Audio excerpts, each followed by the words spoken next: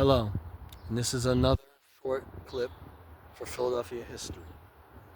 Today we're going to talk about Philadelphia in the 1750s.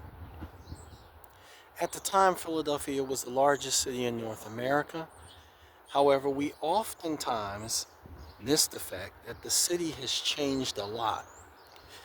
Even though there's a lot of Philadelphia that still remains from the period, it is very, very easy to forget how much has actually changed.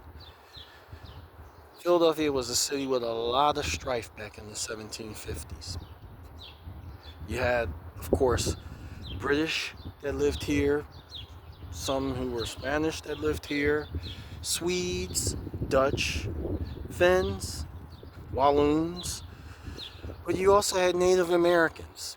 And many Native Americans felt a sense of discrimination and tension because the colonists didn't always deal with them fairly. William Penn dealt with the Native Americans somewhat fairly, but Thomas Penn, his successor, didn't. Some people know or will remember the walking purchase. If you're Lenape, you would call it the walking fraud. The agreement was that individuals would walk in however far they could walk from the boundaries of the counties that the colonists owned, they would automatically take, and thus expanding the counties that became a part of Pennsylvania colony direct proper. The Native Americans believed, well, it would be a leisurely walk.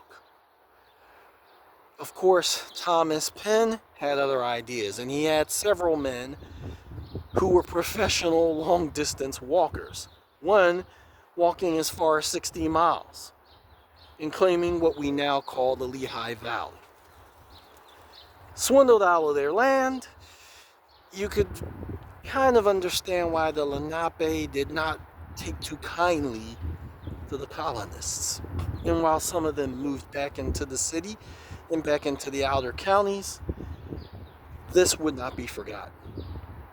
You also had the tensions between those of African descent and those who were enslaved. Pennsylvania is the first colony that actually protested against slavery as far back as 1690. Now, take into consideration that the Civil War of the United States didn't end until 1865. So nearly 200 years before the end of slavery in some states, Pennsylvania actually saw protests to end the institution of slavery. Even still, it was not outlawed, and it wouldn't be outlawed until about 1780. It would take 90 years for the state of Pennsylvania to outlaw it. And as a result, there was a lot of tension that took place within the city. Another issue that we often have to talk about when it comes to Philadelphia in those days is the fact that it was a large city. And with large cities, you have crime. Crime being the case, you needed individuals who could be constables, who could patrol the streets and keep the people safe. These constables would also walk, light whale oil in the street lights, much like the one we're approaching, and it would give the city light time at night for people to travel.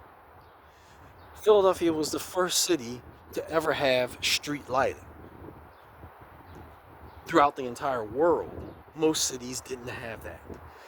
Also, Philadelphia was a city that began to pave their roads around the mid 1700s. So this was a very, very modern concept.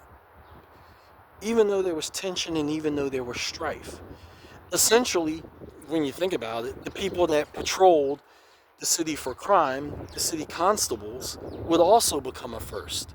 They would become the first police department in North America. Eventually, these constables would become the Philadelphia Police many, many, many decades later.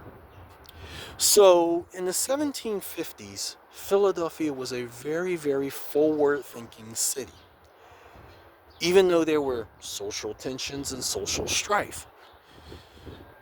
The interesting thing about it is that even though we live in modern times and we look back 250 years, the city of Philadelphia and the people who lived in the early and mid 18th century were no different than our own.